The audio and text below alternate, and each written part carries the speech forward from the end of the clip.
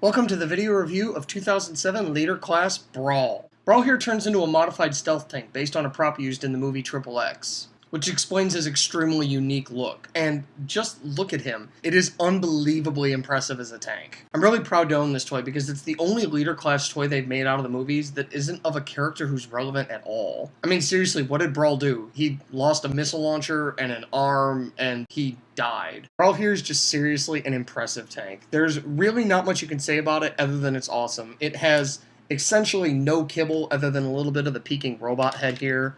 Even with that, this thing is just fantastic. The way it transforms in this tank is brilliant. And this is before they were really integrating the tank turrets into the robot mode, so I'll give it to him that this turns into the backpack in his robot. His feet fold up to become this like extra gear or fuel tanks on the back of the tank. It's freaking inspiring. They did a good job of making sure this tank rolls without dragging anything on the ground. It's got wheels here, here, and one in the middle here to make sure that the front stays up.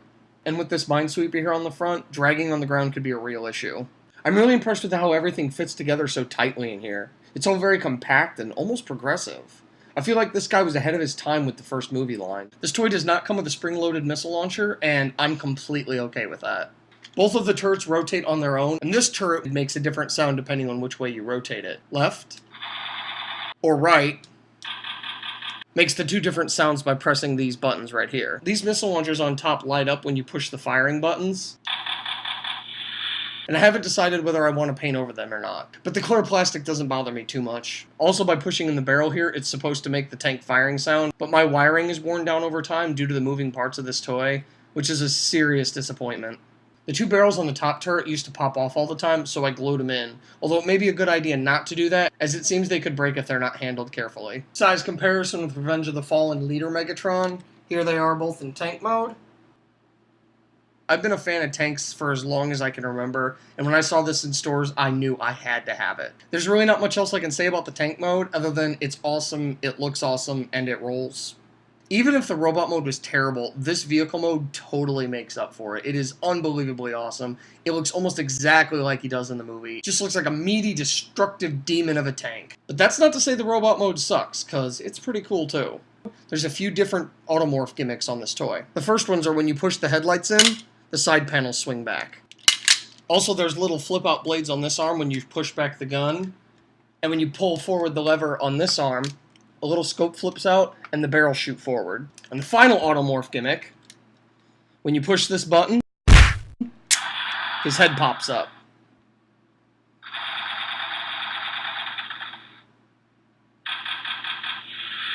And he plays all of his sound gimmicks when you do that. I gotta give them points. This is their first time out on a character that didn't matter in the slightest. Aside from the giant backpack, this is actually pretty accurate to his CG design. It's definitely better than the Megatron from the first movie. He didn't even get any lines in the movie other than stating what his name was and grunting when he died. Although he did get a post-mortem cameo in Dark of the Moon with Long Haul and Bone Crusher. Death affects us not! He's not terribly poseable in this mode, and even though he's really back-heavy with this tank turret on the back, he still stands really well. And you can get him in a few poses that are more than him just standing up straight.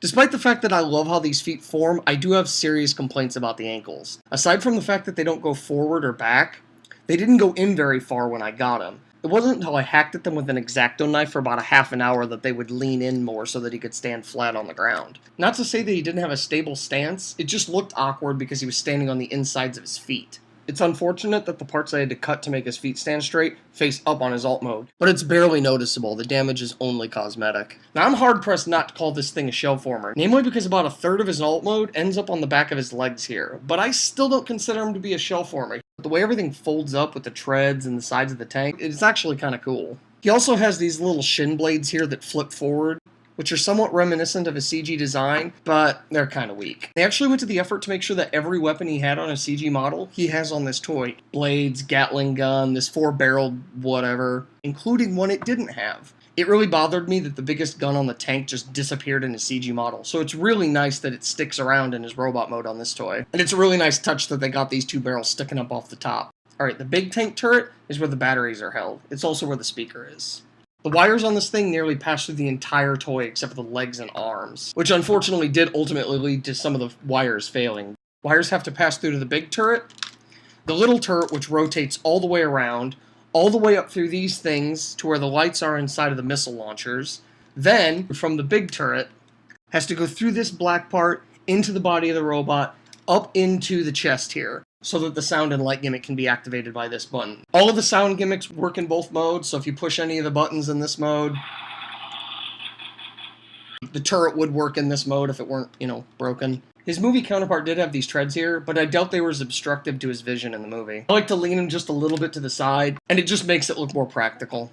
He definitely has his movie version face, and I gotta tell you, I've never seen a robot look so unhappy before. I know Bone Crusher is the one who's supposed to hate everything, but if I didn't know any better, I'd say it was this guy. This guy looks so unhappy I just want to give him a hug, but I don't think it'll help. He has some pretty good light piping in there, and even though the red parts don't light up very much, it's still nice just to have it. There's a size comparison with Revenge of the Fallen leader Megatron. Mex is a little bit bigger as far as head height goes. There's something I love about having Transformers that aren't in the movies or don't really have a big part and don't show you a lot of personality, because you can sort of attach your own personality. I mean, this guy's just a big, badass soldier. But something tells me along with his badassery, he's also a bit gangster. I can't believe he didn't come with a do-rag. They see him rolling, they running. Look! Ah!